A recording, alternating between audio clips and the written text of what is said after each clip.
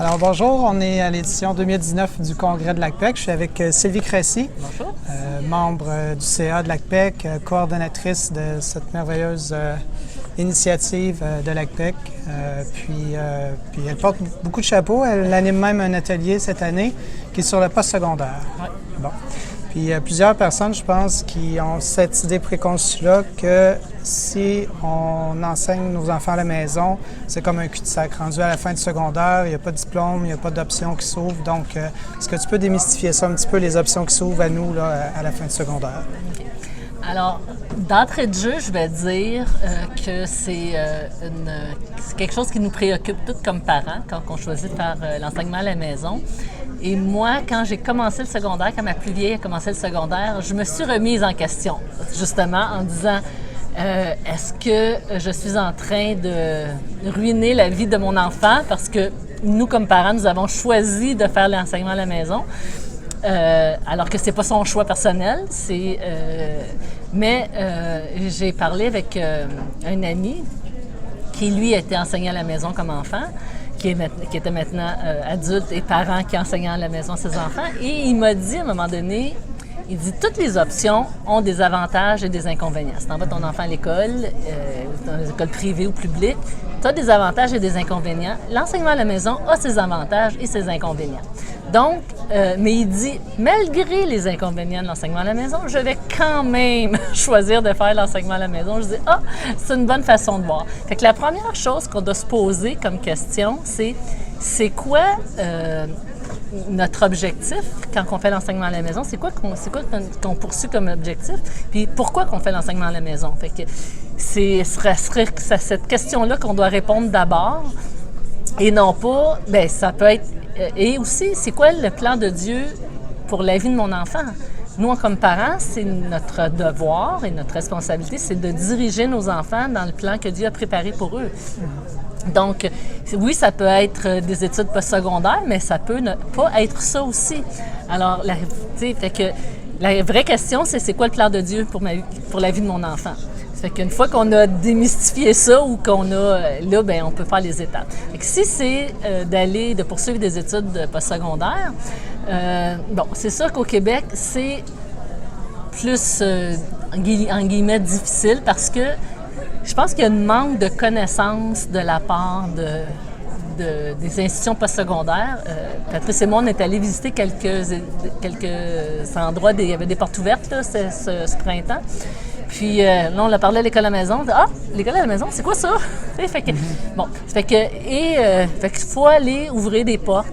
On est encore à cette étape-là. Puis là, bien, on en parle plus de l'enseignement à la maison. Là, on a une loi, on a le droit de faire l'enseignement à la maison. Et ça va être de plus en plus, il va y avoir des choses qui vont permettre d'ouvrir des portes. Bien là, présentement, OK, il y en a qui sont...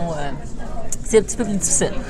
Fait que la voie la plus facile, c'est soit que tu envoies tes enfants faire les examens du ministère, parce qu'il n'y a pas tous les examens du ministère là, qui donnent des crédits, mais il y a d'autres examens de la commission scolaire pour obtenir les crédits. Fait que dans le fond, tu as besoin de les cours de secondaire 4, français, maths, sciences, histoire ou univers social et anglais. Et secondaire 5, tu as besoin d'anglais. Sinon, je pense que c'est anglais, secondaire 5, français, maths, non pas maths, secondaire 5. Secondaire 5, c'est français, anglais, puis... Y a-t-il d'autres choses dans secondaire 5? Si tu t'en vas en sciences, bien là, tu as besoin de physique, chimie. OK? Fait que pour avoir ton diplôme, ton DES, c'est 54 crédits. OK? Dont 20, c'est les cours obligatoires, le français, anglais, bon, tu sais, que j'ai mentionné. Ça fait que là, maintenant, c'est facile. Bien, facile. Faut que tu peux aller à la commission scolaire, il faut faire les examens, ils sont obligés de te le faire faire. Avant, c'était plus difficile. C'était comme... Les parents qui ont fait ça, c'était compliqué. Mais là, maintenant... Je dis, la seule chose que tu as besoin de faire, c'est d'aviser avant le mois de mars la commission scolaire que tu veux que tes enfants passent les examens, puis ils s'organisent pour que tes enfants puissent passer les examens. Une autre option, c'est le CEES ou le GED. Ce diplôme-là, c'est General Education Diploma. C'est un diplôme qui est reconnu à travers l'Amérique du Nord. Moi, mes deux enfants, mes deux plus vieilles, ils ont passé cet examen-là. Ça te donne un papier qui c'est un certificat d'équivalence d'études secondaires. Donc, ils ont un papier ça leur donne les 36 crédits optionnels du DES. Fait que les cours obligatoires, qui sont les examens du ministère lui-même, ils sont pas là. Fait que tu peux faire le CES, puis après aller faire les examens pour les cours qui te manquent, puis tu as ton DES. Le CES, il se donne 3 fois par année, partout en Amérique du Nord, à peu près aux mêmes périodes. C'est comme octobre-novembre, mars-avril, puis juin. Okay? C'est un examen qui se donne sur 2 jours. C'est 5 examens, 2 examens de français, un examen de maths, un examen de sciences, puis un examen d'univers social, c'est histoire-géo. Okay? Donc, c'est des examens de connaissances générales. Tu achètes les livres à la SOFAD ça coûte 132$ livrés chez vous. OK. Puis, tu fais les exercices des exercices préparatoires. Là. Mes 2 filles et une amie qui l'a fait ont trouvé plus difficile de faire les livres que l'examen lui-même. OK. Fait que si tu fais les livres et que tu réussis bien, mais tu vas réussir l'examen. Et c'est pas un examen avec des notes, c'est un examen échec ou réussi. Donc, fait que c'est ça. Puis pour réussir, tu as besoin de 450 points sur 800. Ça fait que c'est pas... C'est ça, c'est pas... Fait qu'avec ça, ce papier-là, la CES, ça te permet de rentrer au cégep en général. Tu peux pas rentrer dans une technique, mais tu peux rentrer dans le programme tremplin, et là, s'il te manque des cours, mettons, que tu as décidé finalement d'aller en sciences ou une technique ou quelque chose qui demande des maths, bien là, tu fais tes maths ou tes sciences au cégep. Fait que c'est sûr que c'est un petit peu plus difficile, c'est correct, là, c'est niveau cégep, c'est pas niveau secondaire. Mais il y a la possibilité de le faire là. Fait que on n'est pas dans un cul-de-sac, là. Il y a des choses on a des avenues possibles. Et ce qui est important aussi, c'est de comprendre que il y a un rapport sur le site du ministère de l'Éducation.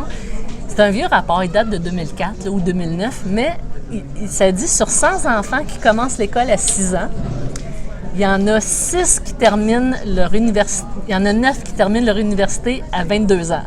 Donc, sans avoir pris d'années des années charnières là, ou des gap years, je sais pas comment on appelle ça en français. Là.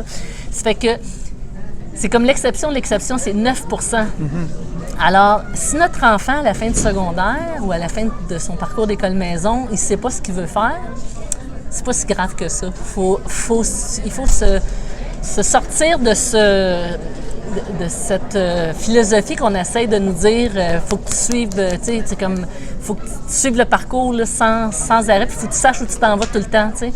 Alors, tu peux faire ça, tu peux prendre une année où tu sais pas quoi faire, mais tu fais pas rien, il y a d'autres choses qui s'offrent à toi, puis tu peux rentrer au cégep à 19 ans comme étudiant mature, je sais pas, ou étudiant adulte, ou à 21 ans à l'université. Fait que tu fais d'autres choses en attendant, puis OK, tu vas finir plus tard, mais c'est comme la norme de finir plus tard, puis c'est pas nécessairement pas bon, tu vas savoir plus qu'est-ce que tu veux faire dans la vie. Parce que c'est pas vrai qu'à 16 ans, tu sais il y en a oui, là, mais il y en a d'autres qui ne le savent pas, puis il faut dire que c'est correct, tu sais.